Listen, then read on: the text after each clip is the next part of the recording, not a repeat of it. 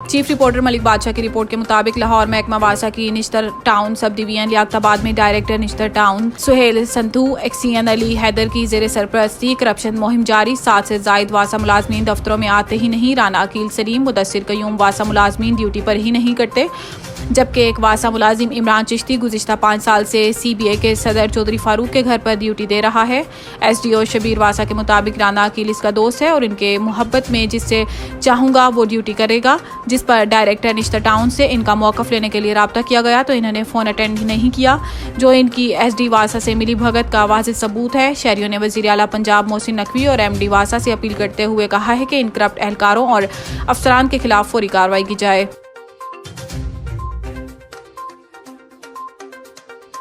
खबर शामिल करते हैं ब्यूरो चीफ पंजाब चौधरी मुजाहिद महमूद की रिपोर्ट के मुताबिक ड्रग इंस्पेक्टर डॉक्टर अदनान याकूब की दबंग कार्रवाई। 2 अताइयों के क्लिनिक सील।